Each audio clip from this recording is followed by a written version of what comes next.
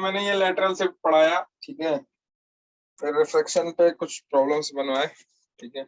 Lateral shift क्या है कि किसी कोई स्लैब है, मान लो दिस इज स्लैब, ये स्लैब है, किसी भी मटेरियल का हो सकता है। इस स्लैब पे जब कोई लाइट इंसिडेंट होती है, इंसिडेंट के बाद वो नॉर्मल की तरफ झुक रही है, फिर उसके बाद दूसरे जो इंटरफेस है उस इंटरफेस से जो बाहर निकल रही है। एक चीज मैंने बताया कि कोई लाइट, इस बात को बहुत ध्यान से रखना, जो है रिफ्रैक्शन का ये बहुत बड़ा नियम है, तरीके से आप कह सकते हो कि कोई लाइट जिस मीडियम में इंसिडेंट होती है, कई सारे रिफ्रैक्शन के बाद, कई सारे रिफ्रैक्शन के बाद, रिफ्रैक्शन तभी होगा जब इंटरफेस होगा। इंटरफेस कब होगा? जब दो मीडियम अलग अलग होंगे, ठीक है। तो कई सारे रिफ्रैक्शन के बाद वो लाइट जब सेम मीडियम में बाहर निकलती है, जब सेम मीडियम में बाहर निकलती है, तो चूंकि यहाँ इंसिडेंट का भी मीडियम वही है और कई सारे मीडियम के बाद रिफ्रैक्शन का भी मीडियम वही है, तो दोनों अगर सेम मीडियम में है तो जो इंसिडेंट का एंगल होगा वही रिफ्रैक्शन का एंगल होगा, ठीक है। क्लियर है? जो इंसिडेंट का एंगल होगा वही किसका एंगल होगा? रिफ्रैक्शन का। इसी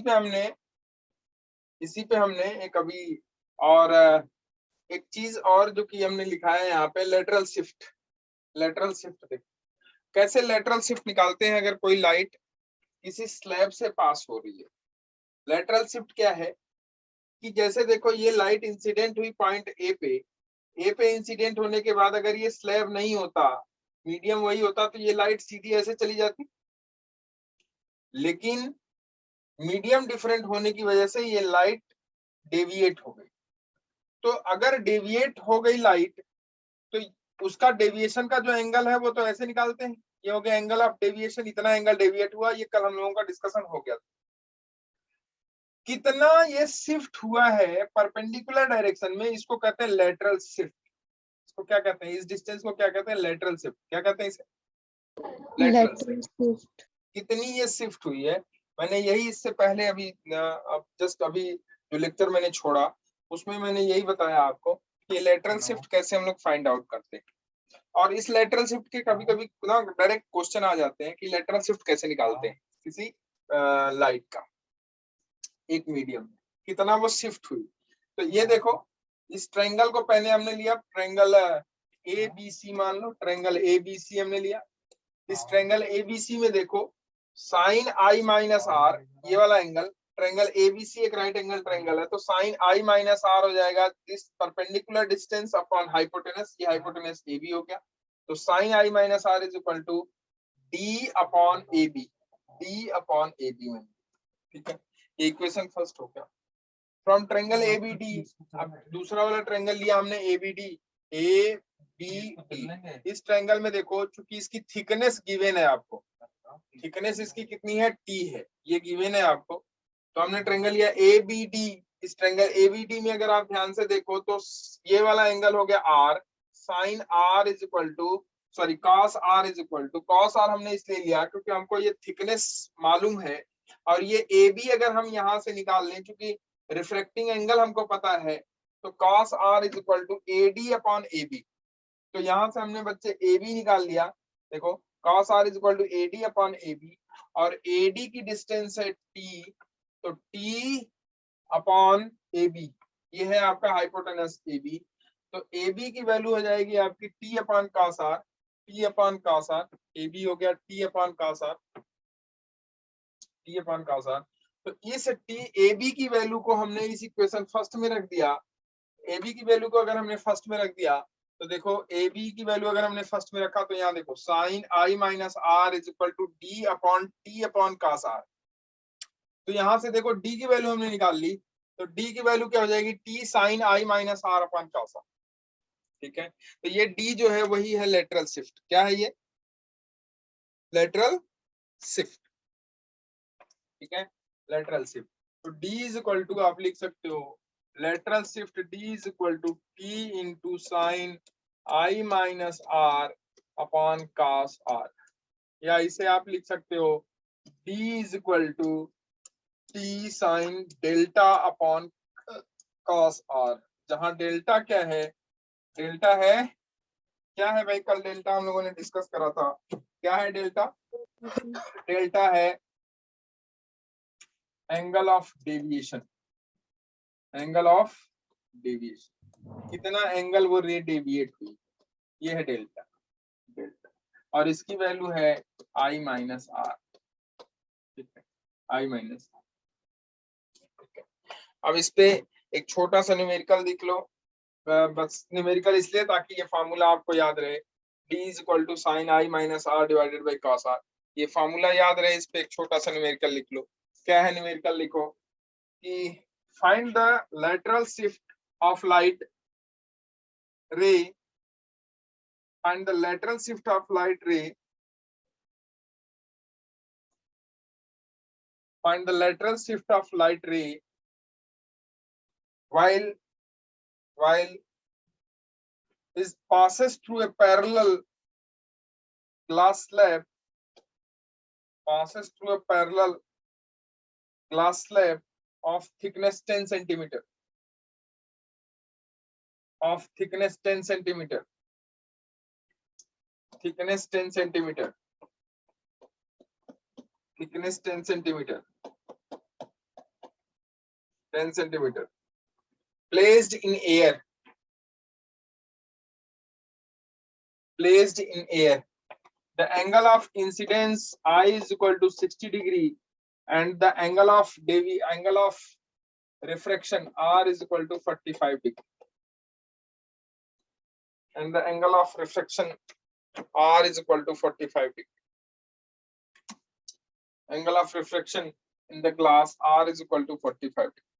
तो lateral shift आप निकाल सकते हो, निकाल लेंगे lateral shift, lateral shift सीधा सीधा फॉर्मूला रख लेंगे, d is equal to t sin i minus r, ये डायरेक्ट फॉर्मूला है, आप याद कर लो इसे, डिवाइडेड बाई cos r, ठीक है, मैंने डिराइव कर दिया था इसको, हालांकि ये डायरेक्ट फॉर्मूला है, आप इस डायरेक्ट फॉर्मूले में अप्लाई करके लेटरल शिफ्ट निकाल सकते हैं, हो जाएगा d is equal to t sin i minus r upon cos r, इसे आप लिख सकते हो d is equal to t की वैल्यू है 10 sin i 60 r 45 divided by cos r मतलब 45, ठीक है, तो इसकी वैल्यू आप निकाल सकते हो, देखो 10, इसे आप sine i minus sine r से, साइन a माइनस b से आप से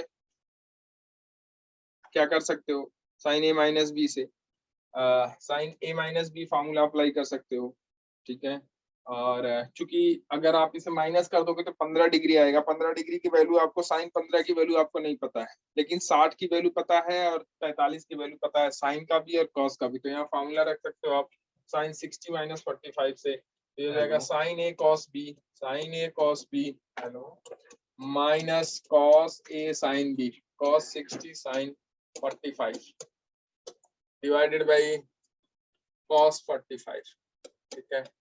अब आप चाहो तो देखो cos 45 और sin 45 दोनों की वैल्यू सेम होती है, तो आप चाहो तो ऊपर नीचे आप इसे बाहर निकाल के sin 45 और cos 45 चूंकि दोनों की वैल्यू सेम है, आप चाहो तो बाहर निकाल के cos 45 को डिवाइड कर सकते हो, सीधा सीधा काट सकते हो, ठीक है, तो d की वैल्यू आ जाएगी 10 sin 60 माइनस cos 60, ठीक है, डिवाइडेड बाई कुछ नहीं, तो d इज इक्वल टू आ जाएगा 10 sin 60 है √3/2, cos 60 है 1/2, ये हो जाएगा √3 माइनस 1 डिवाइडेड बाई 2, ये हो जाएगा 5 √3 माइनस 1, ये हो जाएगा 5 √3 माइनस 1 सेंटीमीटर, इतना लेटरल शिफ्ट हो जाएगा उसका, ठीक है, तो आप इससे लेटरल शिफ्ट निकाल सकते हो,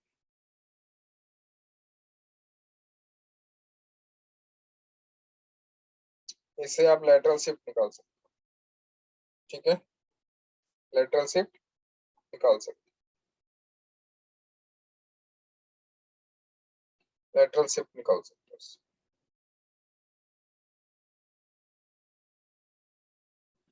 ठीक है, कोई दिक्कत, आप ऐसे काम कर सकते हो, लेटरल शिफ्ट निकाल सकते हो। आगे चलते हम लोग, देखते हैं, लिखो। जैसे मान लो ये भी फिनोमेना एक ना उसका है रिफ्रैक्शन का। जैसे मान लो हम लोग क्या करें कि पानी में कोई चीज होती है, जैसे पानी की बाल्टी में आप ना पेन रख दो, पेंसिल रख दो, ऐसे ना ऐसे रख दो, या फिर पानी की बाल्टी में कोई कॉइन पड़ा हो, तो आप उस कॉइन को देखो तो ऐसा लगता है कि कॉइन ऊपर आ गया है। देखा है क्या आप लोगों ने कभी? मैं फिर से बताता हूँ।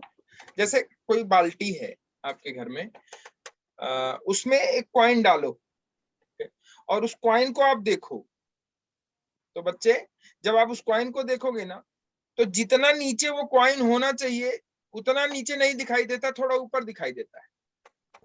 Yes sir. ये फिनोमेना एक्चुअली रिफ्रैक्शन का है, रिफ्रैक्शन की वजह से। इसको कहते हैं ये जो शिफ्ट है ना, कितना ये शिफ्ट हुआ है, कितना वो जितनी उसकी एक्चुअल डेप्थ थी, उस एक्चुअल डेप्थ से कितना वो शिफ्ट हुआ है ना, उसको कहते हैं एपरेंट शिफ्ट। जहां जहां वो कॉइन होता है, जहां वो दिखाई देना चाहिए वहां नहीं दिखाई देता, उससे थोड़ा सा ऊपर ऐसा लगता है जैसे उठा हुआ है, दिखाई देता है। से पानी में आप पेंसिल डालो, ऐसे पेंसिल रखो, तो वो पेंसिल ना ऐसे सीधी ना होकर थोड़ी सी टेढ़ी दिखाई देती। Yes sir. ठीक है, ये भी एग्जांपल है किसका? Example of refraction of light, अच्छा। रिफ्रैक्शन का एग्जांपल। ठीक है, तो ये यहां से हम लोग फाइंड आउट करते हैं कि वो अपरेंट डेप्थ क्या है। वो अपरेंट डेप्थ क्या है? वो जो डेप्थ है अपरेंट डेप्थ, मतलब कि कितना वो अपीयर हुई, कितना वो ना क्या कहते हैं उसको, एक तो हो गई एक्चुअल डेप्थ, एक हो गई अपरेंट डेप्थ। और एक्चुअल डेप्थ और अपरेंट डेप्थ का जो रेस जो ना डिफरेंस है, उसको हम लोग कहते हैं शिफ्ट। इतना लेंथ वो या इतना डेप्थ वो क्या हो गई, शिफ्ट हो गई। ठीक है, तो इस पे एक छोटा सा पहले इसका डेरिवेशन है वो देख लो, फिर उसके बाद न्यूमेरिकल इस पे देखते हैं। इसमें न्यूमेरिकल भी पूछते हैं इस पे, तो लिखो लिखो apparent depth and shift of submerged object. apparent depth apparent depth apparent depth and shift of submerged object. submerged object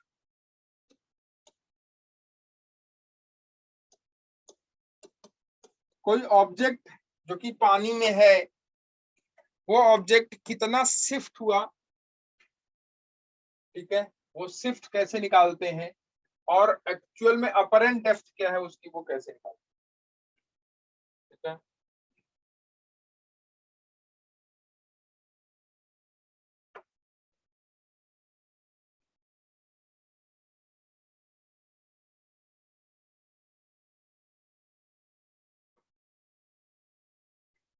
देखो जैसे मान लो ये एक पानी की टब है, एक पानी की टब है, ये एक पानी की टब है मान लो ऐसे। ठीक है, इस पानी की टब में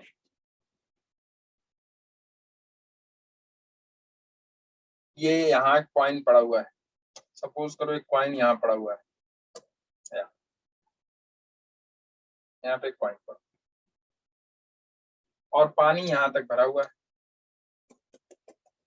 यहाँ तक पानी भरा हुआ है।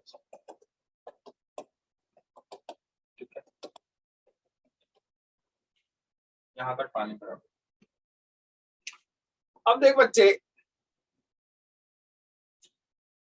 आप यहां से देख रहे हो, मान लो यहां से ये कॉइन है, ये क्या है, कॉइन। ये जो डेप्थ है, ये एक्चुअल डेप्थ, कौन सी डेप्थ है ये, एक्चुअल, एक्चुअली इतनी नीचे है वो। ठीक है,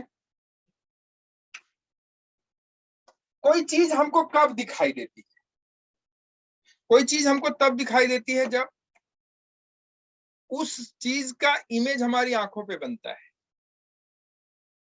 तभी वो हमको दिखाई देती है, अदरवाइज नहीं दिखाई। तो देखो ये हमको दिखाई कब देगी, जब यहां से एक रे आई, मान लो मान लो परपेंडिकुलर रे आई ऐसे, ये नॉर्मल की तरफ, नॉर्मल से रे आई ऐसे, नॉर्मल ऐसे रे।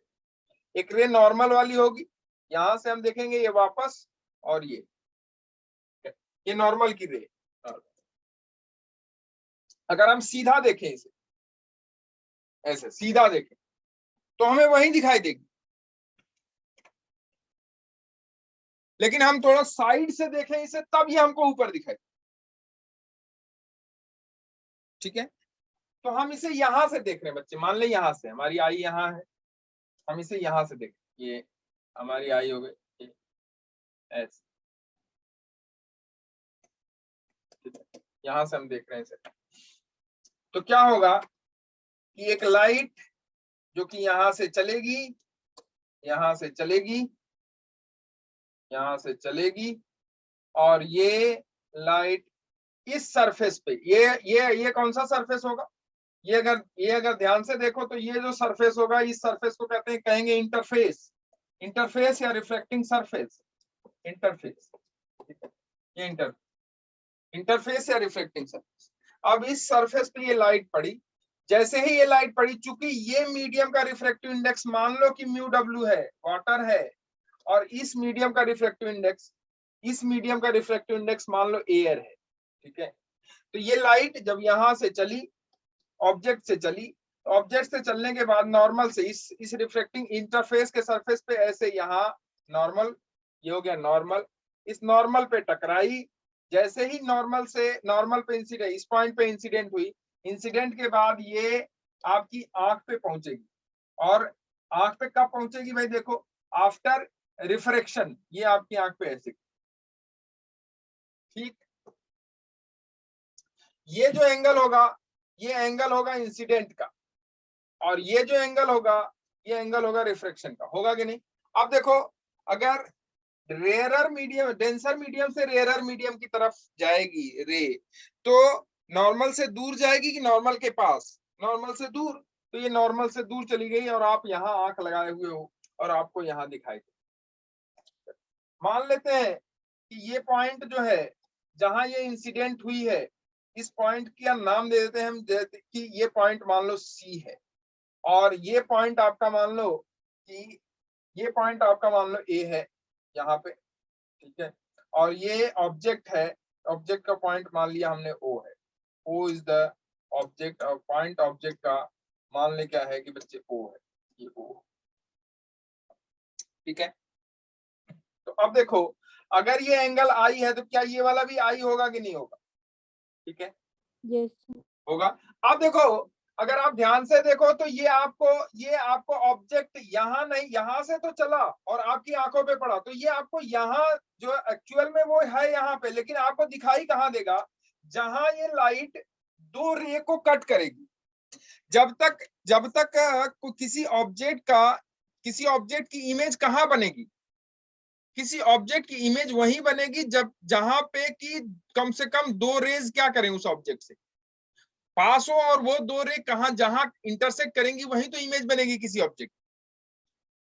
तो देखो, इस ऑब्जेक्ट की हमारी आंख के लिए, अगर हम आंख यहां रखे हुए हैं, तो हमारी आंख के लिए इस ऑब्जेक्ट की इमेज कहां बनेगी, एक तो रे चली गई, एक तो रे ये ऐसे सीधी चली जाएगी, ये वाली रे नॉर्मल से।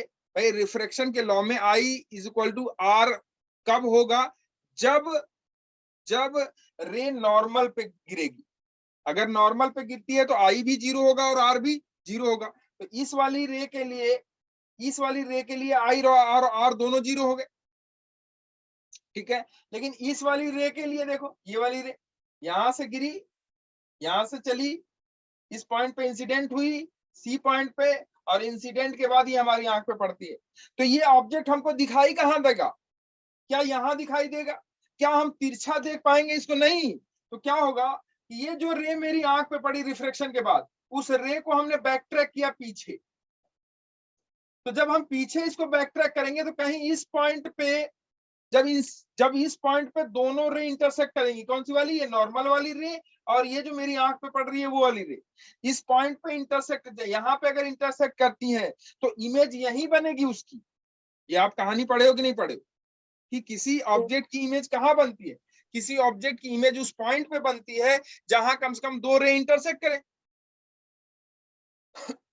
तो अगर ये देखो, एक रे तो सीधी सीधी चली गई है नॉर्मल वाली, दूसरी रे हमारी आंख पे जो पड़ी वो यहां से इंसिडेंट हुई, इंसिडेंट के बाद रिफ्लेक्शन के बाद मेरी आंख पे पड़ी, तो इस ऑब्जेक्ट का इमेज कहां बनेगा, इस ऑब्जेक्ट का इमेज वहां बनेगा जहां मेरी आंख पे पड़ने वाली रे और ये नॉर्मल वाली रे इंटरसेक्ट करेंगी।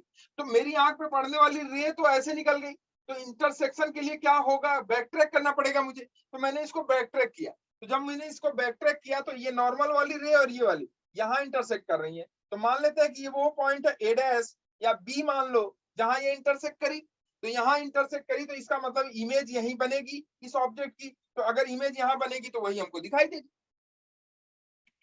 ठीक, अब देखो इस डिस्टेंस को, इस वाले को ध्यान से देखना, इस डिस्टेंस को हम लोग क्या कहते हैं बच्चे, इस वाले डिस्टेंस को, इस वाले डिस्टेंस को हम लोग कहते हैं, ये वाला जो डिस्टेंस है इस डिस्टेंस को हम लोग कहते हैं अपरेंट डेप्थ। जहां वो ऑब्जेक्ट हमको अपीयर होगा उस डिस्टेंस को क्या कहते हैं, सरफेस से जहां वो ऑब्जेक्ट हमको अपीयर होगा, जहां वो हमको दिखाई देता हुआ महसूस होगा, उस डिस्टेंस को हम लोग अपरेंट डेप्थ कहेंगे। ठीक है, अब देखो एक्चुअल डेप्थ उसकी ये है, this is actual depth, actual depth, actual depth, और ये हो गया अपरेंट डेप्थ। एक्चुअल डेप्थ और अपरेंट डेप्थ के डिफरेंस को, एक्चुअल डेप्थ और अपरेंट डेप्थ के डिफरेंस को हम लोग कहते हैं लेटरल, सॉरी हम लोग कहते हैं शिफ्ट। क्या कहते हैं उसे, शिफ्ट। एक्चुअल डेप्थ हमारा डी है, अपरेंट डेप्थ मान लो डी डैश है, तो शिफ्ट कितने का हो गया, डी माइनस डी डैश। अगर आप देखो ध्यान से, तो अगर हम शिफ्ट निकालें, क्या निकालें, शिफ्ट, तो देखो शिफ्ट क्या होगा, शिफ्ट हो जाएगा, शिफ्ट हो जाएगा actual depth, actual depth minus apparent depth, apparent depth. तो एक्चुअल शिफ्ट क्या हो जाएगा बच्चे, शिफ्ट हो जाएगा, एक्चुअल डेप्थ कितनी है, देखो एक्चुअल डेप्थ आपकी, इसे हम कह लें, अगर एओ कह लें तो ये है आपका एओ माइनस अपरेंट डेप्थ है आपका ए डैश, ए डैश ना कह लो, इसे आई कह लो, इमेज, इमेज की इमेज कह लो, आप इसे आई कह लो, ज्यादा सही रहेगा, यहाँ इमेज फॉर्म हो रही है तो इसे हम आई कह रहे हैं, आई, इस पॉइंट को क्या कह रहे हैं, आई, तो ये हो जाएगी ए आई,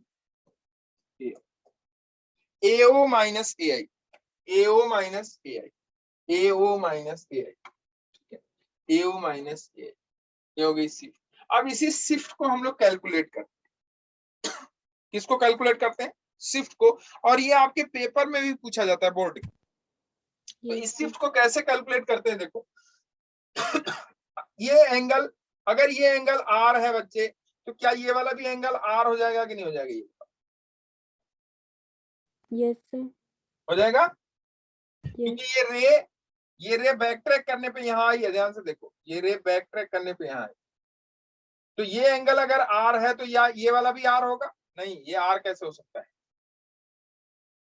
नहीं सॉरी, ठीक है, हाँ हाँ सही है, ये अगर आर है, ये अगर आर है तो ये वाला आर हो जाएगा, तो ये 90 माइनस आर हो जाएगा, तो ये आर हो जाएगा, ठीक है, ठीक है, ये आर हो जाएगा। अब देखो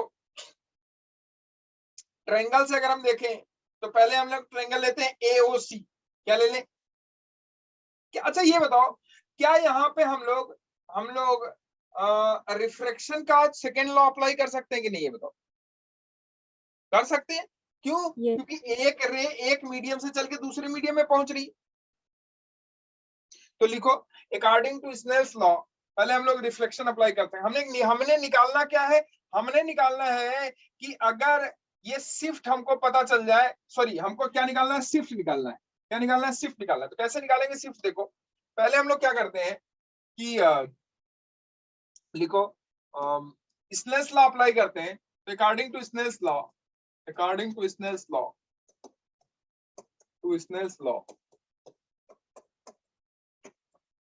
लॉ, ठीक है, किस मीडियम से रे गई है? इस मीडियम से, इस मीडियम से कहाँ गई है? बाहर।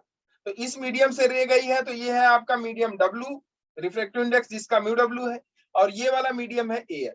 तो देखो हम यहाँ स्नेल्स लॉ अप्लाई करेंगे, तो इसका इंसिडेंट एंगल है I और रिफ्लेक्शन एंगल R। तो हम लोग लिखेंगे यहाँ mu W sine I is equal to mu A sine R।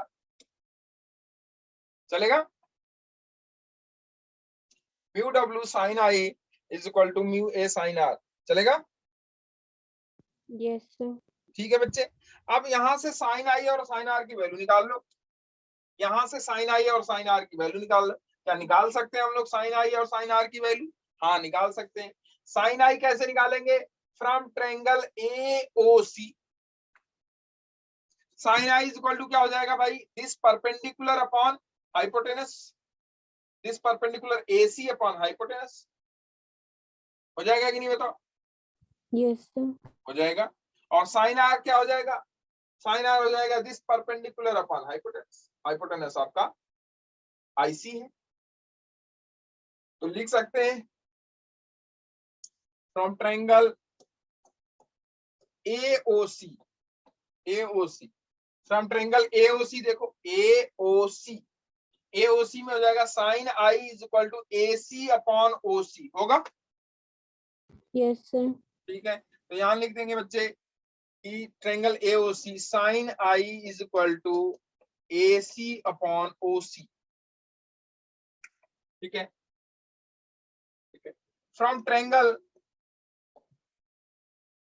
AIC, देखो AIC, ट्रायंगल AIC अगर आप देखो तो ये triangle AIC sine R is equal to AC upon IC। चलेगा? Yes. Sine R is equal to AC upon IC, AC upon IC। तो sine I मिल गया, साइन R मिल गया। हम लोग यहाँ पुट कर सकते हैं साइन I और साइन R। तो साइन I और साइन R पुट कर सकते हैं। तो देखो क्या मिल जाएगा हमको, साइन I और साइन R पुट करेंगे यहाँ पे। तो देख बच्चे, इस इक्वेशन को मान लो फर्स्ट, इस इक्वेशन में अगर हम पुट करें तो W mu W into sine I is equal to AC upon OC is equal to mu A। Sine R क्या हो जाएगा? साइन R आपका हो जाएगा AC अपॉन IC। AC खत्म हो गया, ये देखो। ठीक है, तो ये हो जाएगा आपका, इसे हम लिख सकते हैं mu W upon mu A is equal to OC upon IC, OC upon mu W upon mu A is equal to OC upon IC। ठीक है, ठीक है बच्चे, OC अपॉन IC। अब देखो OC अपॉन IC, यहां देखना ध्यान से, OC अपॉन IC, OC हो गया ये, OC हो गया ये, IC हो गया ये। अगर आप ध्यान से देखो, I अगर बहुत एंगल बहुत छोटा हो जाए, छोटा इसलिए कर रहे हैं क्योंकि हमको ये वाली डेप्थ से मतलब है एक्चुअल वाली से। किससे मतलब है? एक्चुअल वाली से। एक्चुअल से मतलब हम क्यों रख रहे हैं ये भी मैं बता दूं आपको। एक्चुअल से मतलब हम इसलिए रख रहे हैं क्योंकि हमको क्या चाहिए, ये शिफ्ट चाहिए। और ये शिफ्ट हमारे पास तभी आएगा जब हमको ये पता है और ये वाला पता हो जाए। तो हमारा ये शिफ्ट मिल जाएगा कि नहीं, ये बताओ। Yes, sir. तो शिफ्ट निकालने के लिए हम लोग थोड़ा सा एजम्पशंस ले रहे हैं। क्या एजम्पशंस है वो देख लो कि if I is very small then also is will also be small. Sorry, I अगर बहुत छोटा है तो क्या R भी छोटा, उसके कंपेयर में छोटा ही होगा, जो होना चाहिए कि नहीं होना चाहिए? तो लिखो इस बात को कि if I is very small, I अगर बहुत छोटा है तो उसके रेस्पेक्ट में R भी छोटा होगा। तो अगर I छोटा है ना, तो point A is approximately equal to point C, मतलब पॉइंट ए जो है वो अप्रोक्सीमेटली किसके बराबर होगा, पॉइंट सी के बराबर होगा। इस उसमें देख लो, उसमें देख लो, पॉइंट ए जो है अप्रोक्सीमेटली किस पे होगा, पॉइंट ए और पॉइंट सी अप्रोक्सीमेटली एक दूसरे के ऊपर ही लाई करेंगे अगर आई एंगल बहुत छोटा हो जाए। अगर आई एंगल बहुत छोटा हो जाए तो ये जो पॉइंट ए है ना अप्रोक्सीमेटली पॉइंट सी पे ही लाई करेगा, और अप्रोक्सीमेटली अगर पॉइंट सी पे लाई करेगा तो जो ओसी है ना अप्रोक्सीमेटली एओ के बराबर हो जाएगा, और जो आईसी है वो अप्रोक्सीमेटली आई ए के बराबर हो जाएगा। होगा कि नहीं होगा बताओ? ठीक है, तो लिख लो इस बात को। अगर आई पॉइंट ए अप्रोक्सीमेटली सी पे लाई करता है, approximately equal to point C, मतलब lies on, both lies on same point, अगर ऐसा लिख सकते हो आप कि दोनों एक दूसरे के ऊपर लाई कर रहे हैं, दोनों एक दूसरे के ऊपर लाई कर रहे हैं, both lies on same point, lies on same point, अगर दोनों एक दूसरे के ऊपर ही लाई कर रहे हैं, both lies on same point, अगर दोनों एक दूसरे के ऊपर ही लाई कर रहे हैं, तो बच्चे देख,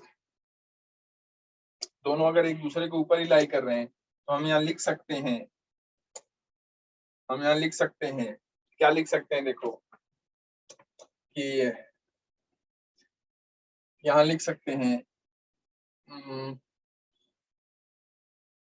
क्या लिख सकते हैं देखो, फिर से मैं आ रहा हूँ, एक सेकंड इस पे आ जाता हूँ मैं, कोड 1 पे, यहाँ लिख सकते हैं हम लोग कि क्या लिख सकते हैं भाई देखो, ओसी approximately equal to AO and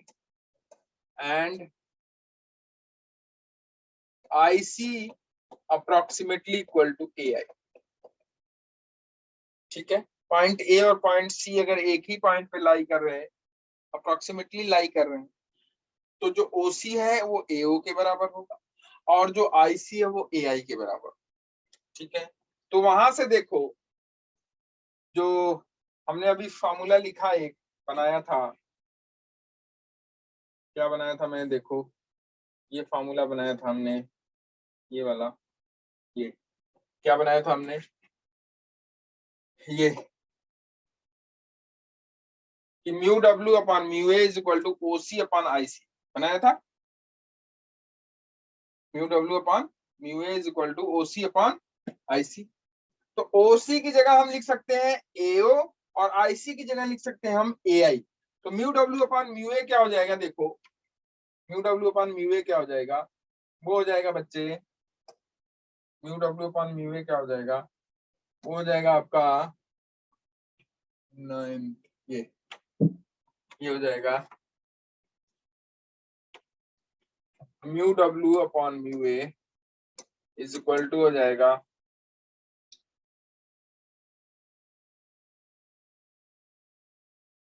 AO upon AI, AO upon AI, ये तो होगा mu W upon mu A, AO upon AI, और एओ अपॉन एआई है एओ upon AI.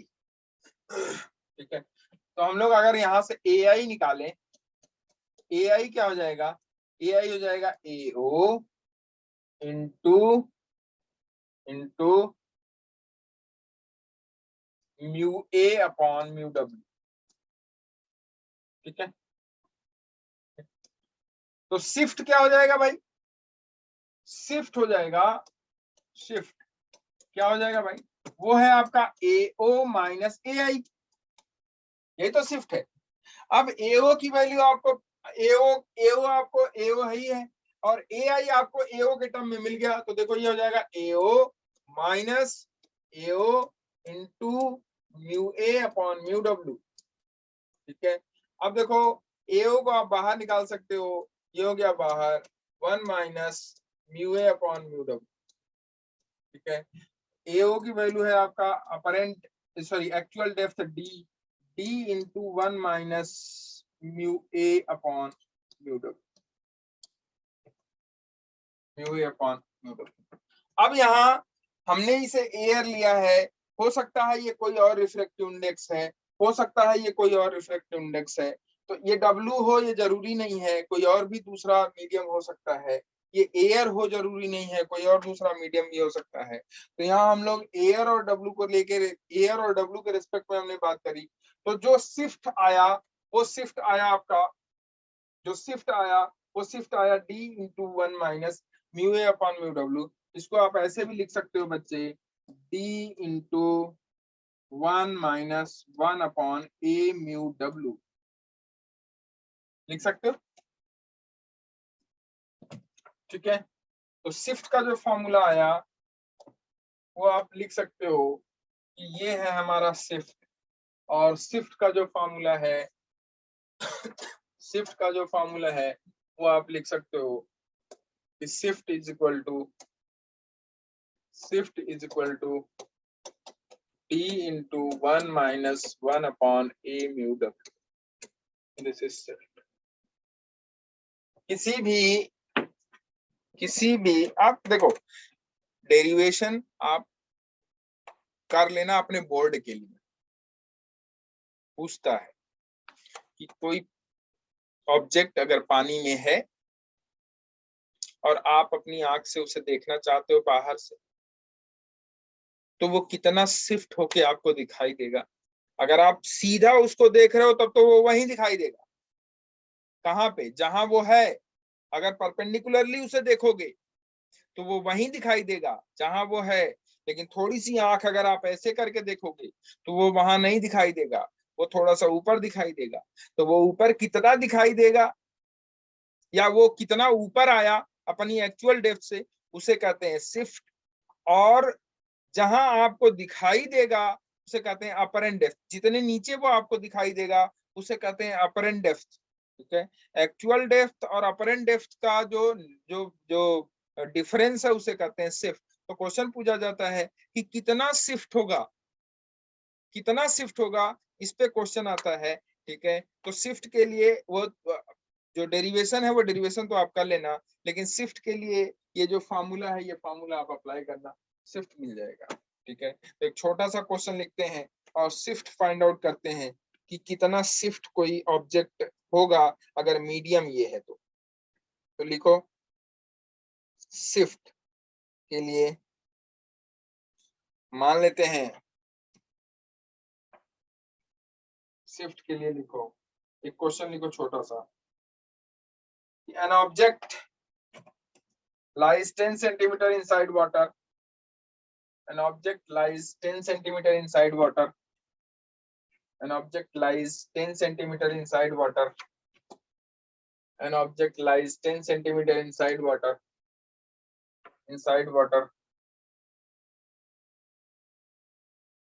it is viewed from air nearly normally, it is viewed from air nearly normally, nearly normally, nearly normally,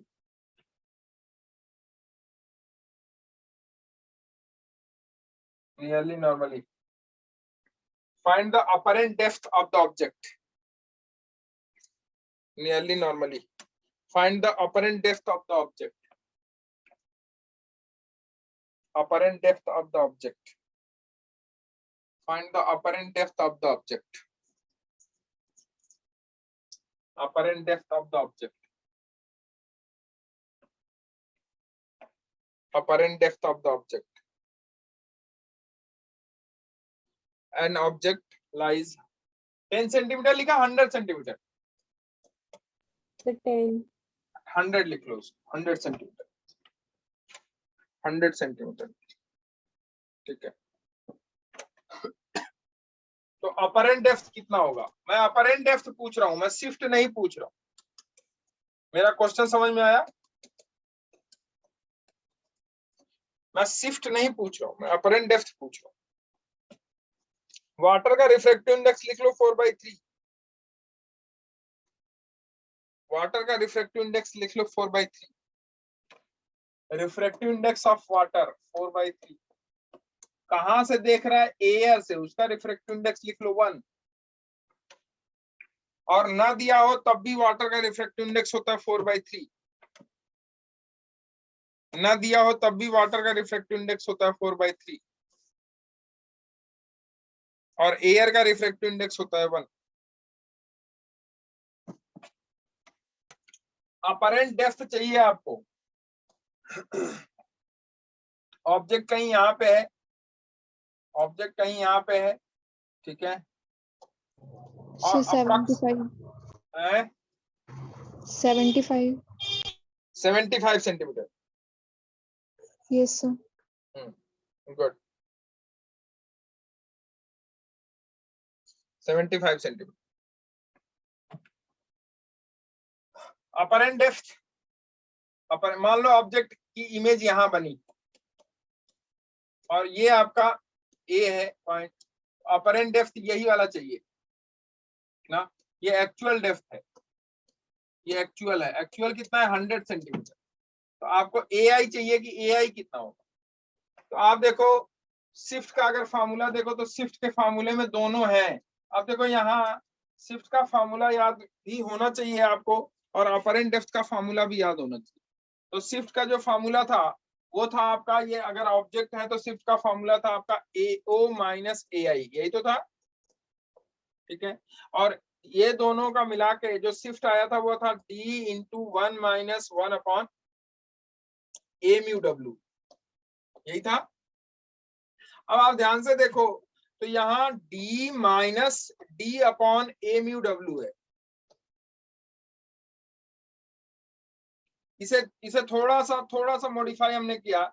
इस modification को देख लो, आपको यही समझ में आ जाएगा। आपको एक ही फार्मूला रटना है, आपको बार बार फार्मूला रटने की जरूरत नहीं है। कई सारे फार्मूले, बहुत फार्मूले तो इतने होंगे कि आप रटते रटते थक जाओ। तो आपको सारे फार्मूले रटने की जरूरत नहीं है। आपने रटा या आपने देखा कि shift is equal to A O minus A I है, मैंने ये समझाया आपको कि ये है आपका एओ और ये है आपका ए आई। तो ये आपका ये जो ए आई है ना वो अपरेंट डेप्थ है। तो यहाँ से अगर आप देखो, और शिफ्ट कितना है, ये शिफ्ट को हमने डी से डिनोट किया था, तो ये शिफ्ट आपका डी है। तो अगर यहाँ ध्यान से देखो तो डी में से कितना माइनस किया, D upon A W I minus, sorry A mu W minus किया है। तो कहने का मतलब है कि ये वाला आपका क्या पॉइंट हो जाएगा, शिफ्ट हो जाएगा। यही क्या होगा, शिफ्ट। और ये क्या है आपका एक्चुअल डेप्थ है। तो एक्चुअल डेप्थ में तो, सॉरी शिफ्ट कर रहा हूं मैं, ये अपरेंट डेप्थ है। तो एक्चुअल में से अपरेंट डेप्थ को माइनस किया। तो अपरेंट डेप्थ अगर कोई आपसे पूछे तो सीधा सीधा फॉर्मूला लिख सकते हो आप अपना, क्या लिख सकते हो कि डी अपॉन ए म्यू डब्ल्यू। जो एक्चुअल डेप्थ का फार्मूला, सॉरी जो एक्चुअल अपरेंट डेप्थ का फार्मूला है वो अपरेंट डेप्थ का फार्मूला ये लिख सकते हो डी अपॉन ए म्यू डब्ल्यू। तो अपरेंट डेप्थ अगर कोई आपसे कहे कि अपरेंट डेप्थ क्या होगा तो ये आप लिख सकते हो कि डी अपॉन ए म्यू डब्ल्यू, सीधा सीधा लिख लो इसको। ये अपरेंट डेप्थ का ये फार्मूला है। और डेप्थ का आपका डी है ही है, तो शिफ्ट कितना हो जाएगा, apparent depth minus, sorry actual depth minus apparent depth. तो अपरेंट डेप्थ अगर आपसे पूछ रहा है तो अपरेंट डेप्थ सीधा सीधा लिख सकते हो डी अपॉन ए म्यू डब्ल्यू। तो डी अपॉन ए म्यू डब्ल्यू अगर लिखे बच्चे हम लोग तो देख क्या हो जाएगा, apparent depth is equal to D upon A mu W. A mu W D है आपका 100, ए म्यू डब्ल्यू आपका refractive index of water with respect to air. तो water with respect to air इसको आप लिख सकते हो mu W upon mu A, ऐसा लिखते हो आप, ठीक है। तो ये हो जाएगा 100 डिवाइडेड बाय म्यू डब्ल्यू कितना है 4/3, एयर का रिफ्रैक्टिव इंडेक्स है 1, तो ये हो जाएगा आपका 100 इंटू 3 डिवाइडेड बाई 4, 4 25 75, 4 सॉरी 4 25 100, 25 75, ये 75 सेंटीमीटर। कोई आपसे कहा शिफ्ट कितना हुआ, शिफ्ट निकाल सकते हो। शिफ्ट कितना हुआ, actual depth minus apparent depth, apparent depth आया 75, तो शिफ्ट कितना हो जाएगा 25 सेंटीमीटर, 25 सेंटीमीटर शिफ्ट हो जाएगा, 25 सेंटीमीटर शिफ्ट हो जाएगा। अब देखो एक क्वेश्चन आपके ना जेई में भी पूछा गया था, लिख लो उसको, और इसी टाइप का क्वेश्चन था वो, बाद में पूछा गया था। अभी आप लिख लो कि क्वेश्चन क्या था, लिखो बताता हूं मैं। A concave mirror is placed. A concave mirror is placed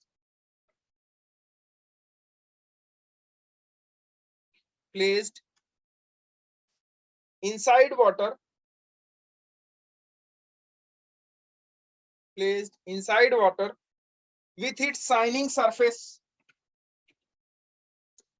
inside water, with its shining surface upward, shining surface upward, shining surface upward पूछा गया क्वेश्चन है ये 2019 आईआईटी में। और देखो मैं ये बहुत पहले का क्वेश्चन है ये। shining surface upwards and principal axis vertical as shown in figure, and principal axis vertical as shown in figure। principal axis का कैसे होगा भाई? ऐसे ही तो होगा। principal axis upward as shown in figure, ऐसे इसका principal axis, ये इसका principal axis as shown in figure। rays are incident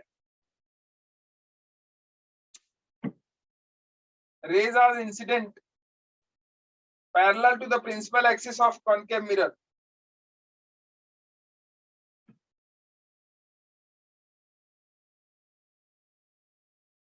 rays are incident parallel to the principal axis of concave mirror।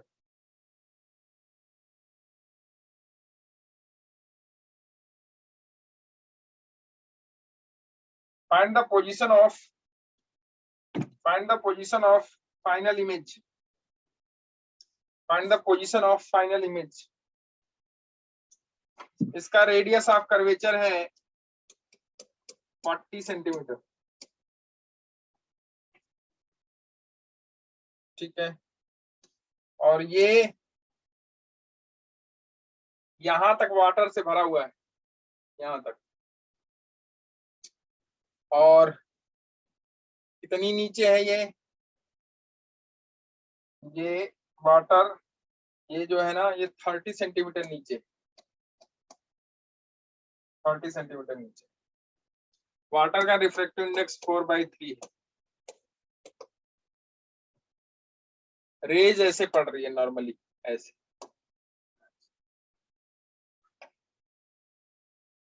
Find the position of the final image. Final image की position क्या हो? Final image की position क्या हो बता सकते हो?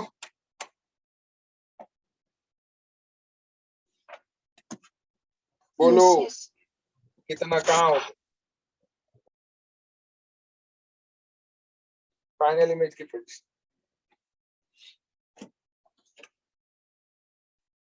Final image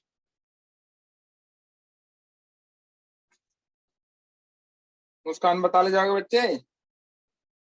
समझ में आ रहा है प्रॉब्लम? मैं समझाऊं? नो सर आगे बताओ। कैलकुलेशन बची थोड़ी।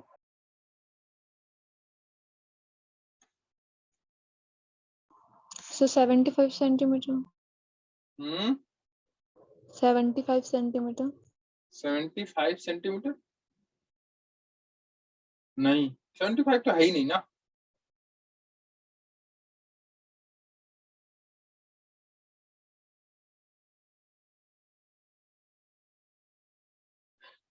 अच्छा ये बताओ मुझे, ध्यान से समझना, क्योंकि इस पे न्यूमेरिकल पूछा गया। अभी मैं जेई 2019 का न्यूमेरिकल दिखाऊंगा आपको इस पे। अच्छा आप मुझे ये बताओ, कह रहा है कि पैरेलल रेज रिफ्लेक्टिंग सरफेस, जो रिफ्लेक्टिंग सरफेस है या जो मिरर है, उस मिरर पे पैरेलल रे गिर रही है। कौन सी रे गिर रही है? पैरेलल। यही तो है, गलत कह रहा हूं क्या मैं इस पे कैसी रे गिर रही है? देखो क्वेश्चन में क्या दिया हुआ है कि ए concave mirror is placed inside water with its shining surface upward and principal axis vertical as shown in figure। rays are incident parallel to the principal axis of concave mirror। concave mirror के principal axis के parallel rays गिर रहे हैं। इसका मतलब object कहाँ पे है? 7.5 सेंटीमीटर। हाँ 7.5 है, गुड। ऑब्जेक्ट कहाँ पे है? इनफाइनाइट पे है। ऑब्जेक्ट कहाँ पे है? इनफाइनाइट। तो ऑब्जेक्ट अगर इनफाइनाइट पे है बच्चे, इनफाइनाइट पे है और पैरेलल रेज गिर रही है, अब देखो इन पैरेलल रेज के आने का क्या मतलब है कि क्या ये रे, चाहे ये एयर हो चाहे ये वाटर हो, अगर इंटरफेस के परपेंडिकुलर कोई रे गिर रही है, इंटरफेस के परपेंडिकुलर अगर कोई रे गिर रही है तो क्या वो डेविएट होगी कि नहीं होगी? नहीं होगी। नॉर्मल के अलोंग अगर कोई रे गिर रही है तो वो चाहे रिफ्लेक्टिंग सरफेस हो चाहे रिफ्लेक्टिंग सरफेस हो, वो डेविएट, सॉरी रिफ्लेक्टिंग सरफेस के लिए डेविएट नहीं होगी। क्यों नहीं होगी? क्योंकि आई जीरो है तो आर भी जीरो होगा, तो sine I by sine R zero हो गया, sine I by sine R undefined हो गया। इसका मतलब है कि जो है आई अगर जीरो है तो आर भी जीरो होगा, इसका मतलब वो डेविएट नहीं होगी, रिफ्लेक्ट नहीं होगी, वो सॉरी रिफ्रेक्ट नहीं होगी, वो सीधी सीधे गिरेगी। तो सीधी सीधी वो चली आई, देखो सीधी सीधी ये चली आई ऐसे, और ये भी सीधी सीधी आ गई ऐसे। अब ये दोनों सीधी आएंगी, इस सरफेस पे पड़ेंगी तो क्या होंगी? रिफ्लेक्ट होंगी। चूंकि ये पानी में रखा हुआ है तो रिफ्लेक्ट होंगी, तो ये हो गया रिफ्लेक्शन। ये इसका नॉर्मल कहाँ होगा? इसका नॉर्मल रेडियस ऑफ कर्वेचर पे होगा कहीं, रेडियस ऑफ कर्वेचर पे इसका नॉर्मल हो गया, तो ये रिफ्लेक्ट होके कहां से जाएंगी? फोकस से जाएंगी। क्यों जाएंगी? ना फोकस से, तो ये रिफ्लेक्ट होके फोकस से जाएंगी ऐसे, ये रिफ्लेक्ट होके फोकस से गई, तो इसका जो इमेज बनेगा वो कहां बनेगा? फोकस पे। नहीं आई बात समझ? इस ऑब्जेक्ट का जो कि इनफाइनाइट पे था, इस इनफाइनाइट वाले ऑब्जेक्ट का जब इस सरफेस पे जो रिफ्लेक्टिंग सरफेस है, जो मिरर है, इस पे गिरेंगी, गिरने के बाद इसका इमेज कहां बनेगा? फोकस पे। अब इमेज इसका फोकस पे बनेगा, उस ऑब्जेक्ट का जो कि इनफाइनाइट पे था, उसका इमेज फोकस पे बनेगा। इसका मतलब है कि ये वो जो ऑब्जेक्ट इनफाइनाइट पे था वो फोकस पे आ गया। अब फोकस पे आ गया तो एक्चुअल जो उस ऑब्जेक्ट की जो एक्चुअल डेप्थ है वो इंटरफेस से कितनी डिस्टेंस पे हो गया? इस डिस्टेंस पे हो गया। नहीं आई बात समझ? यस सर अभी। ठीक है, और भी समझे कि वो ऑब्जेक्ट जो इनफाइनाइट पे था, क्योंकि आपने उधर मुंह नहीं किए हुए हैं, आपकी आंख किधर है? इस रिफ्लेक्टिंग सरफेस पे है, और वो ऑब्जेक्ट कहीं यहां नहीं है, वो ऑब्जेक्ट इनफाइनाइट पे था। तो इनफाइनाइट पे ऑब्जेक्ट था, मैं बाहर था कहीं, वो उधर आप नहीं देख रहे हो मुंह करके, आप मुंह करके शीशे की तरफ देख रहे हो। आप ऐसा समझो जैसे अर्जुन ने मछली की आंख को मारा था, कहां देख के? पानी ना, उस तेल में। अरे स्वयंवर हुआ था, स्वयंवर हुआ था। Yes sir. तो स्वयंवर में ये बताओ, ये वो मछली किधर थी? ऊपर थी, नाच रही थी ऐसे ऐसे, और हाँ अर्जुन को सर। किधर देखना था? नीचे देखना था, ऊपर थोड़ी ना देखना था ऐसे करके आंख में। कहां देखना था उन्हें? तेल नीचे। में, तेल में देखना। कंडीशन ये थी। अब तेल में देख के उस मछली की आंख में जो है तीर मारना था, तो उसकी इमेज कहां बनेगी?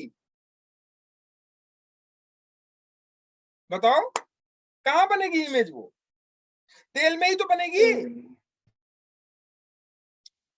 हाँ सर। क्लियर है? मतलब आपको ऑब्जेक्ट कहां कहां महसूस हो रहा है कि वो कहां पे है? ऑब्जेक्ट आपको महसूस हो रहा है कि वो पानी में ही है या तेल में ही है। ठीक, तो वो अब वही कहानी है, अब ध्यान से समझना। तो हमने आंख को नीचे किए हुए है, ये मेरी आंख है मान लो, हमने आंख को नीचे किया हुआ है, तो हम नीचे करेंगे तो हमको ऑब्जेक्ट कहां दिखाई देगा?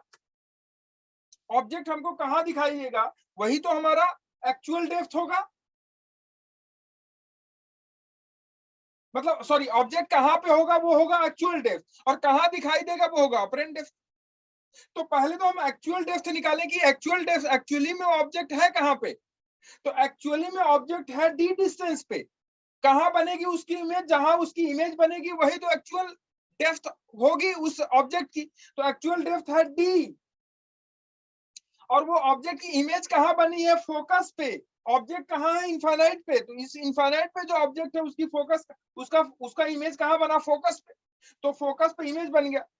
तो अब जब इमेज फोकस पे बन गया उसका, इसका मतलब है कि वो ऑब्जेक्ट की जो एक्चुअल डेप्थ है वो है पानी की सरफेस से फोकस का जो लेंथ है।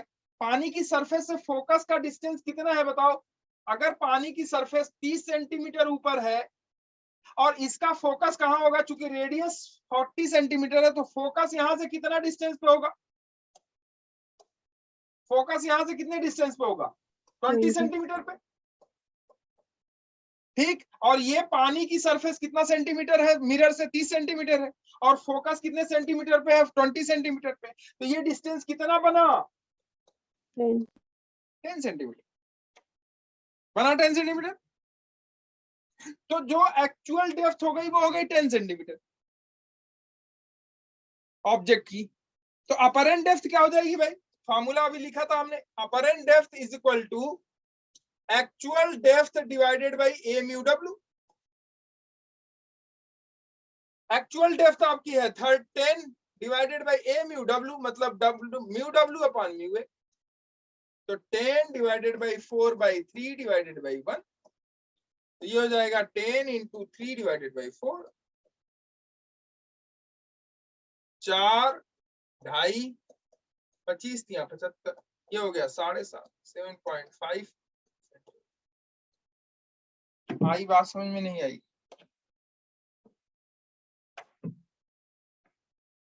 भावना, Yes, sir. आई समझ में? Yes, sir. पक्का? Yes, sir. तो सोच अर्जुन कैसे आंख में तीर मारे होंगे। एक ऐसे लिखो और प्रॉब्लम लिख कर लो। लिखो, देखो सी द फिगर, दिखा रहा हूं मैं कहाँ है फिगर। सी द फिगर, ये है फिगर। मैं पहले फिगर बना देता हूं। ये है फिगर। इस पे क्वेश्चन पूछा गया है, इस जो है उस पे। ये है पानी, ये इंटरफेस हो गया। इसमें यहाँ मछली है, मैं थोड़ा सही से नहीं बना पाऊंगा मछली को, आप इसको देख लेना। मछली किस कलर की? इस कलर की बना देता हूँ, एकदम इस कलर की, ऐसे। ठीक है, ऐसे ये मछली है। ठीक, ठीक है बच्चे। Yes. और एक चिड़िया है यहाँ पे, चिड़िया, यहाँ एक चिड़िया है, पंख ऐसे निकाले, एक चिड़िया है। ठीक है, ये चिड़िया है, मछली के जस्ट ऊपर है। यहां से ये, और ये डेप्थ है, ये है 36 सेंटीमीटर। ये कितना है? 36 सेंटीमीटर। मछली नीचे है, और ये चिड़िया 36 सेंटीमीटर ऊपर।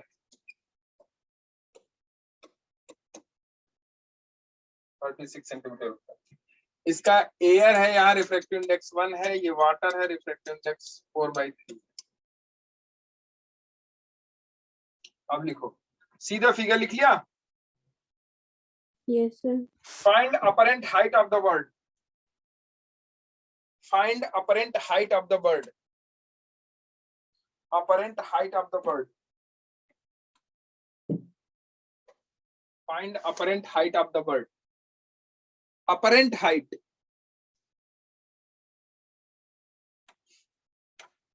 पहले तो ये निकाल लो कि इसकी इमेज कहां बनेगी।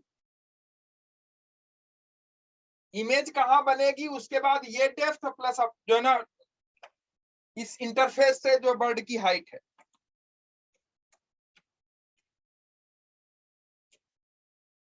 Find apparent height of the bird. Apparent height of the bird, bird की अपरेंट हाइट, मतलब मछली ना बर्ड को देख रही है तो वो कितनी दूरी पे उसे दिखाई देगी। कौन किसको देख रहा है?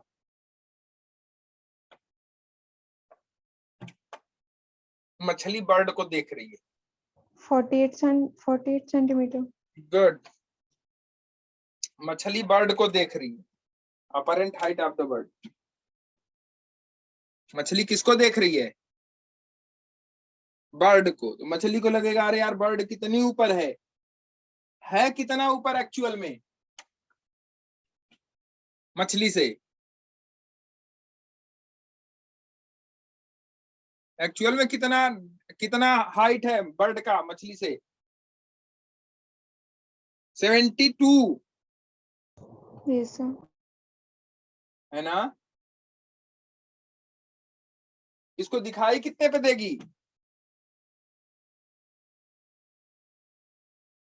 निकाला जाए?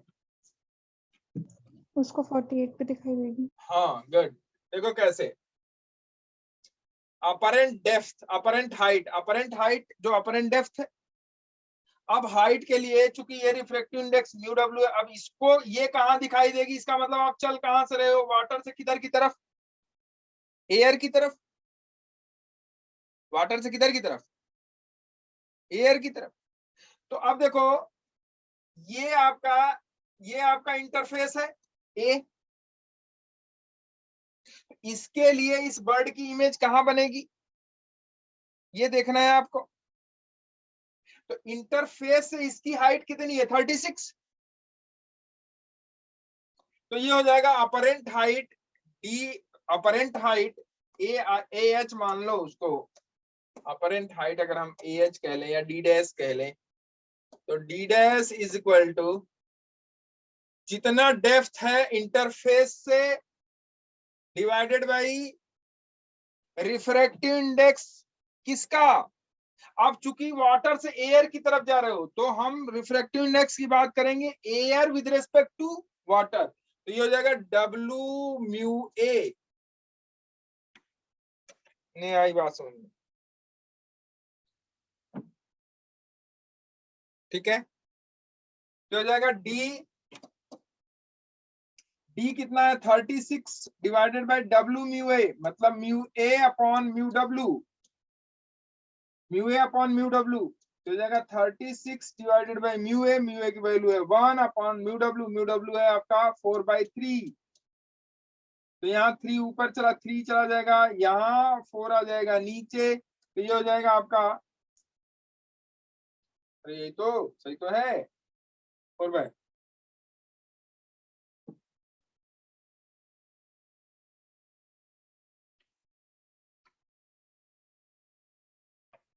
ठीक है।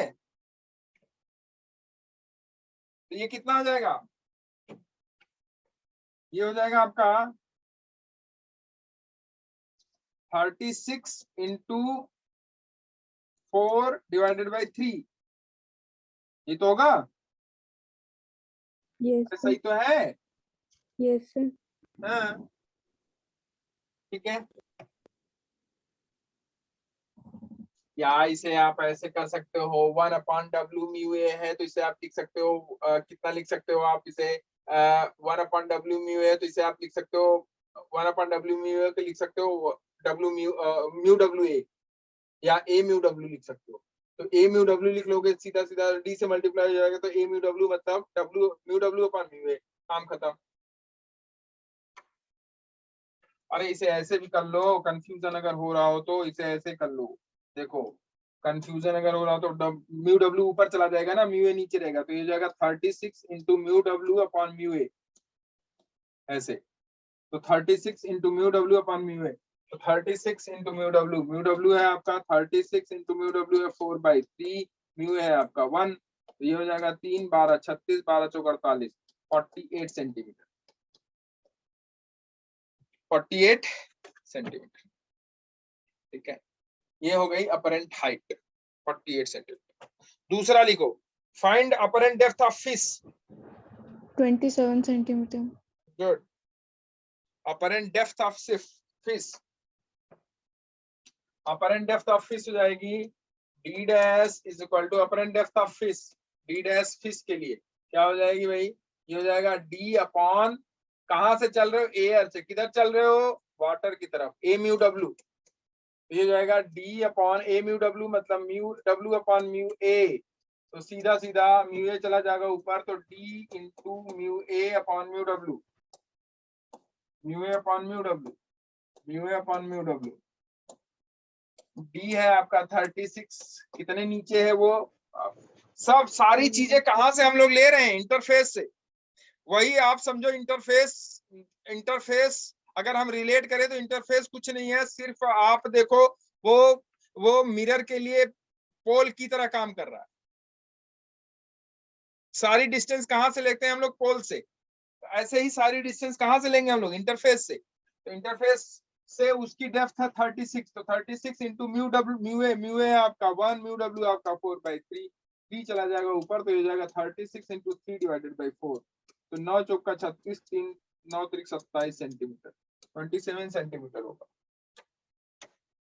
तीसरा लिखो, at what distance will the bird appear to the fish, किस डिस्टेंस पे बर्ड फिश को अपीयर होगी, एट व्हाट डिस्टेंस है, 84 centimetre. at what distance will the bird appear to the fish, at what distance will the bird appear to the fish, bird fish को कितनी distance पे appear होगी, 84 centimetre. 84 centimetre, 84। अब देखो 84 क्यों, 48 plus और 30। भी लोग हैं, तो देखो चूंकि इस पॉइंट से इसकी जो अपरेंट हाइट हो गई है वो हो गई है 48 हो गई है, यस सर। और मछली कितनी नीचे है, 36 है। तो इस मछली को ये बर्ड कहाँ दिखाई देगी, जो इसकी अपरेंट हाइट होगी उस पे दिखाई देगी ना। Yes sir. तो अपरेंट हाइट इसकी है 48, और जो मछली है वो मछली इंटरफेस से 36 सेंटीमीटर नीचे है। तो जो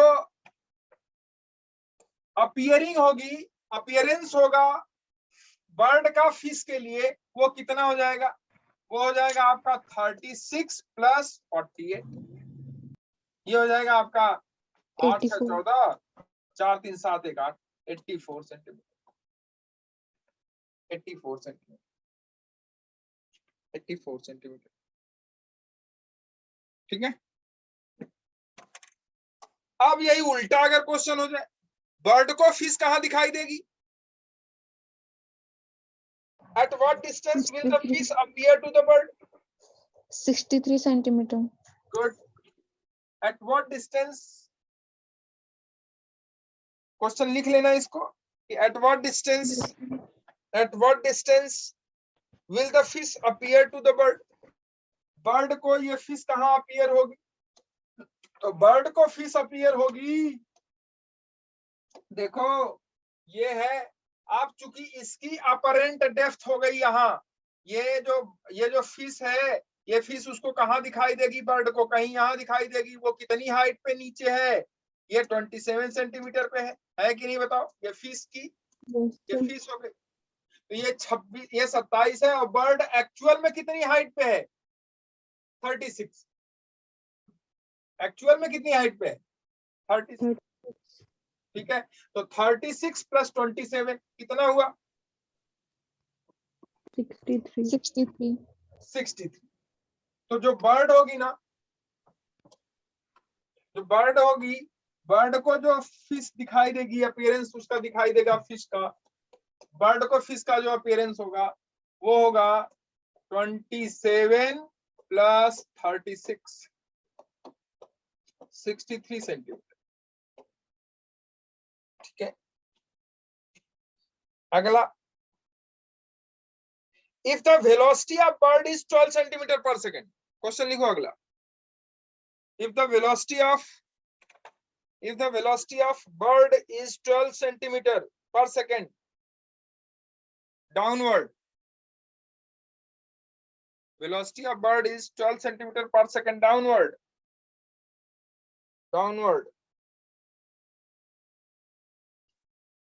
and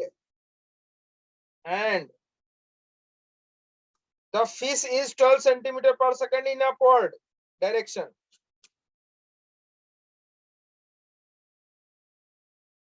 centimeter upward, 12 centimeter per second upward in direction,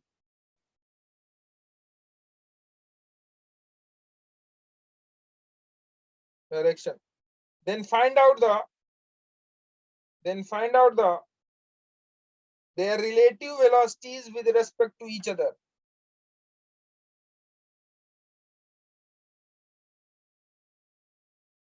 Their relative velocities with respect to each other. Then find out the relative velocities, their relative velocity with respect to each other. Their relative velocity with respect to each other.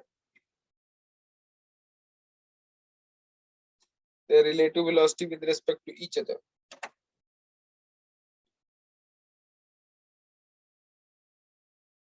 Relative velocity with respect to each other. निकल जाएगा, बताता हूं. Relative velocity के लिए देखो, question अच्छा है बच्चे. देखो रिलेटिव वेलोसिटी के लिए देखो, मैं बता देता हूं आपको. ये देखो, ये ऑब्जेक्ट है. अब रिलेटिव वेलोसिटी चूंकि देखो यही क्वेश्चन अच्छे अच्छे बनते कैसे हैं.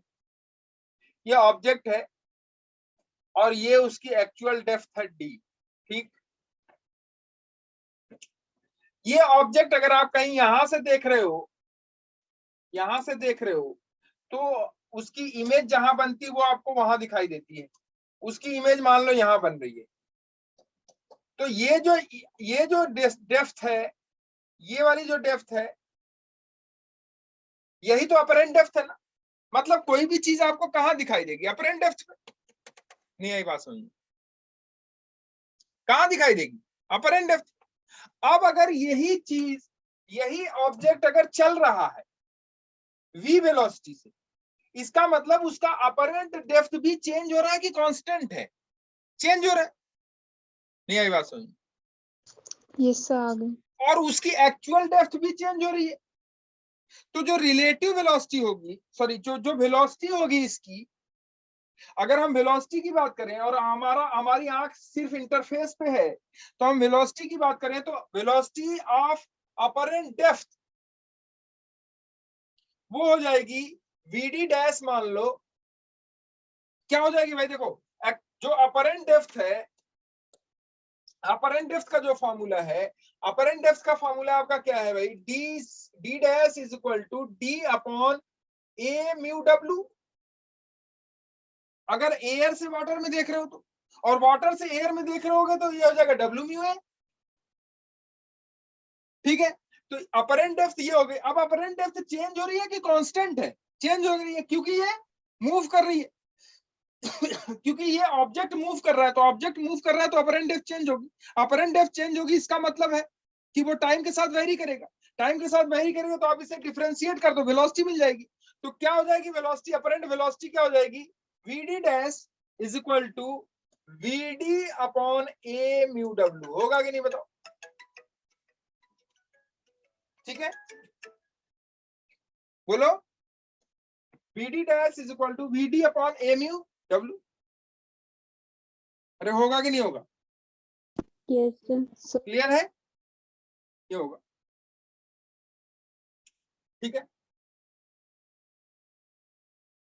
अच्छा ये तो हो गया अगर वाटर से आप एयर की तरफ देखो, और एयर से अगर वाटर की तरफ देखोगे तो यहां w म्यू हो जाएगा, बाकी सब वही रहेगा.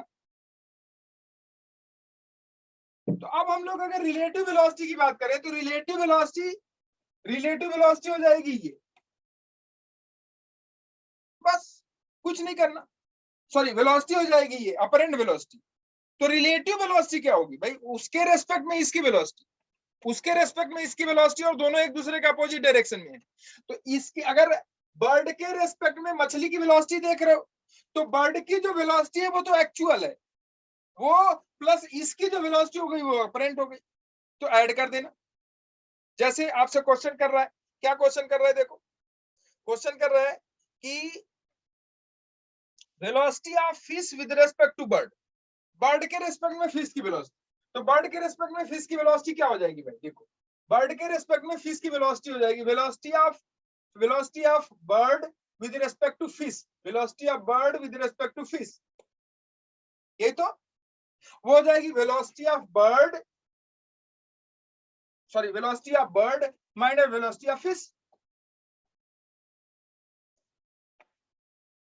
वेलोसिटी ऑफ बर्ड कितना, वेलोसिटी ऑफ बर्ड आपका है 12 सेंटीमीटर, किधर की तरफ, नीचे की तरफ है 12 सेंटीमीटर, ये तो एक्चुअल होगी, माइनस चूंकि फिश किस में है, बर्ड, फिश बर्ड के लिए पानी में है तो उसकी अपरेंट, तो इसकी अपरेंट कितनी हो जाएगी, वो हो जाएगी आपकी VF डैश, और यही तो होगी, ठीक है। अब देखो तो हो जाएगा 12 माइनस VF डैश, कैसे निकालोगे, वो हो जाएगा माइनस ऑफ कितना, जो एक्चुअल वेलोसिटी है उसकी divided by A mu W।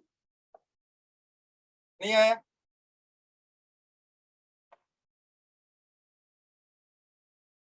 मेरी बात समझ में भाई, बर्ड के लिए जो फिश है वो तो दूसरे मीडियम में है ना, तो दूसरे मीडियम में अगर कोई चीज है तो उसकी अपरेंट, तो उसकी अपरेंट वेलोसिटी यहां रिलेटिव करेंगे, बस इतना ही दिमाग में रखो, कौन सी वेलोसिटी, अपरेंट, ठीक है। तो वो अपरेंट वेलोसिटी हमने यहां रख दिया, तो अपरेंट वेलोसिटी क्या है उसकी, क्योंकि एक की डायरेक्शन अगर हम नीचे वाले की डायरेक्शन निगेटिव, सॉरी पॉजिटिव मान रहे हैं, तो ऊपर वाले की डायरेक्शन क्या मानेंगे, निगेटिव, तो हमने इसे निगेटिव मान लिया, तो minus of VF upon A mu W। तो अब देखो ये क्या हो जाएगी, ये हो जाएगी 12 माइनस माइनस हो जाएगा प्लस, VF आपका है 12 डिवाइडेड बाई VF मतलब velocity of fish, 12 divided by A mu W। A mu W कितना हो जाएगा, mu W upon mu A, mu W upon mu A, mu A चला जाएगा ऊपर, म्यू W नीचे रहेगा, म्यू W मतलब 4/3, तो हो जाएगा 12 प्लस 12 इंटू 3 अपॉन 4, 4 3 12, 3 3 का 9, 12 9 कितना हुआ 21 सेंटीमीटर। मुस्कान समझ में आया कि नहीं, ये बताओ। Yes sir. कर लिया था इसे, यस सर। कर लिया था, गुड। तो हो गया velocity of bird, sorry velocity of fish with respect to, अब velocity of bird with respect to fish क्या हो जाएगा, वो जस्ट अपोजिट हो जाएगा, ठीक। वो कितना आएगा भाई, देखो दूसरा क्वेश्चन इसमें, वेलोसिटी अगला लिख लो, velocity of fish, sorry velocity of bird with respect to fish, नहीं इसके रिस्पेक्ट में पूछ रहे हैं, fish with respect to bird, velocity of fish with respect to bird, उल्टा। तो velocity of fish with respect to bird क्या हो जाएगा, velocity of fish with respect to bird, ये हो जाएगा velocity of fish minus velocity of bird, velocity of fish minus velocity of bird, velocity of bird, fish के लिए bird क्या रहेगी, अपरेंट, तो ये हो जाएगी आपका माइनस ऑफ VB डैश, ठीक, माइनस ऑफ VB डैश मतलब ये हो जाएगा VF minus minus of VB dash हो जाएगा VB divided by mu WA, ये तो हो जाएगा W म्यू A, ये हो जाएगा VF है कितना, VF है आपका 12 माइनस माइनस प्लस, VB है आपका 12, W म्यू हो जाएगा mu A upon mu W, ठीक है। इसे आप देख लो, हो जाएगा 12 plus 12 into mu W upon mu A, 12 plus 12 into mu W है आपका 4/3, म्यू A है आपका 1, 3 चौका 12, 4 चौका 16, ये 28 सेंटीमीटर पर सेकेंड, 28 सेंटीमीटर पर सेकेंड। ये हो जाएगी velocity of bird, sorry velocity of fish with respect to bird, velocity of fish with respect to bird, या उल्टा कर रहा हूं मैं, नो सर, उल्टा है, उल्टा है, velocity of bird with respect to fish, velocity of bird with respect to fish, velocity of bird with respect to fish, velocity of fish with respect to bird, velocity मतलब bird किसको देख रही है, किसको रोक दिया? Velocity of fish with respect to bird, मतलब fish को रोक दिया, बर्ड को देख रहे, बर्ड देख रही। Velocity of fish with respect to bird, मतलब कि बर्ड के रेस्पेक्ट में किसकी वेलोसिटी? फिश की। बर्ड के रेस्पेक्ट में फिश की वेलोसिटी, ठीक है। Velocity of bird with respect to fish, velocity of fish with respect to bird, ठीक है। ऐसे भी क्वेश्चंस पूछे जाते हैं।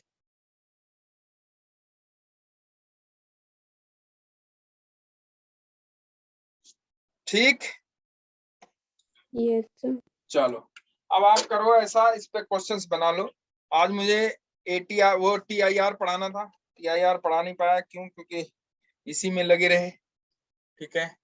TIR ट्यूसडे में, ठीक। तब तक के लिए आप ना न्यूमेरिकल्स बनाते रहो इस पे, और बहुत सारे प्रॉब्लम्स हैं जो कि अभी नहीं बनेंगे आपसे, तो आप उसे बनाने की कोशिश करो। Okay, bye, good night.